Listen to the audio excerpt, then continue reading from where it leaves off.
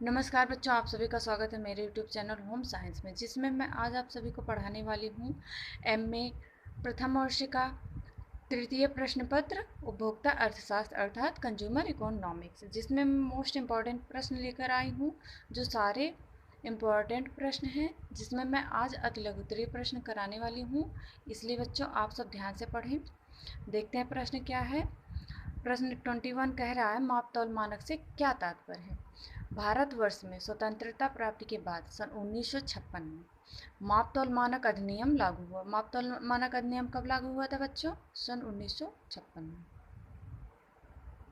स्वतंत्रता प्राप्ति के बाद।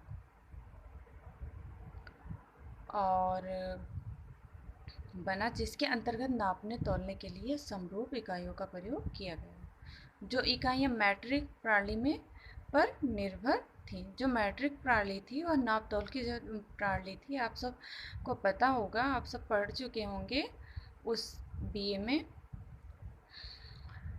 जो इकाइयाँ मैट्रिक प्रणाली पर निर्भर थी, नाप तौल हेतु बनाई गई या नए मैट्रिक प्रणाली पर बने।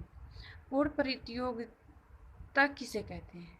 जॉन रॉबिन्स के अनुसार पूर्ण प्रतियोगिता उस दशा में होती है जबकि प्रत्येक उत्पादक के उत्पादन की मांग पूर्णतः लोचदार होती है। इसका अभिप्राय है प्रथम विक्रेताओं की संख्या बहुत अधिक होती है। जी हाँ बच्चों, प्रथम जो विक्रेता होते हैं उनकी संख्या अधिक होती है, और जिससे किसी एक विक्रेता का उत्पादन वस्तु के कुल उत्पादन का एक बहुत ही थोड़ा भाग होता है, तथा दूसरे समस्त ग्राहक प्रतियोगी विक्रेताओं के मध्य चुनाव की दृष्टि से सामने होते हैं, जिससे बाजार पूर्ण हो जाता है। आगे प्रश्न देखते हैं बच्चों। मांग के नियम तथा अर्थ स्पष्ट कीजिए। किसी वस्तु की कीमत तथा उसकी मांगी गई मात्रा के संबंध को मांग अथवा मांग का नियम कहा जाता है। किसी वस्तु की कीमत व उसकी मांग के बीच विपरीत संबंध पाया जाता है। हम कह सकते हैं कि अन्य बातें समान रहने पर भी वस्तु की कीमत घटने से इसकी मांग बढ़ती है, और कीमत बढ़ने से क्या होती है? मांग घटती है। जब हम किसी वस्तु की, जैसे आप सब मार्केट में जैसे कि आप सब मार्केट में गए तो जिसकी कीमत ज़्यादा रहती है, जिस वस्तु की, जैसे प्याज का दाम अधिक बढ़ जाता है तब उसकी डिमांड कम हो जाती है, और वही कह रहे हैं कि मांग बढ़ती है तो उसकी डिमांड भी कम होती है, और जब उसका रेट बड़ा होता है तो उसकी मांग कम हो जाती है, घट जाती है।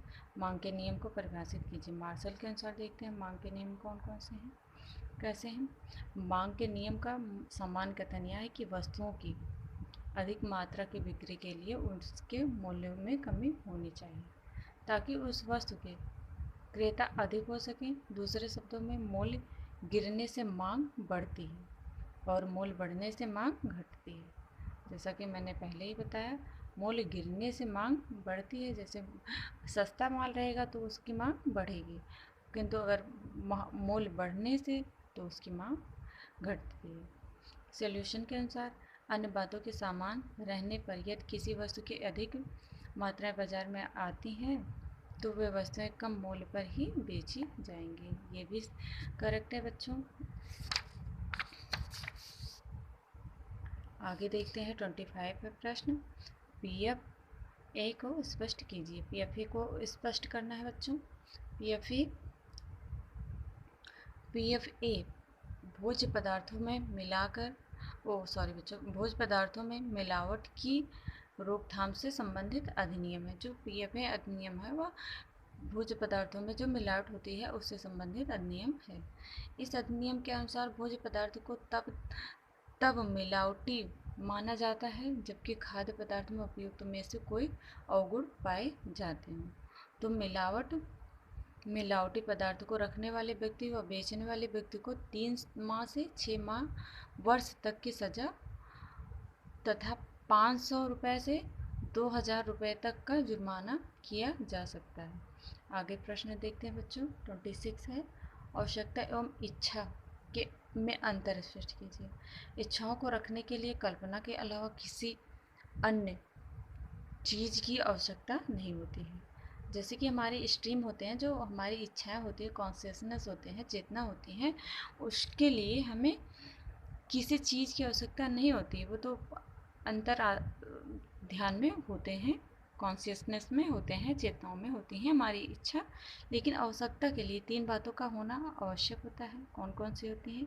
प्रभावपूर्ण इच्छा होती है, इच्छा पूर्ति होती है, आवश्यक प्रयास होता है जिसमें धन के रूप में उस साधन को त्यागने की तत्परता होती है। आशा करती हूँ बच्चों आप सभी को वीडियो अच्छा लगा हो, और कमेंट करें, अवश्य सब्सक्राइब करें। आप सभी का दिन अच्छा हो, आप सबके पेपर अच्छे हों। जय माता रानी।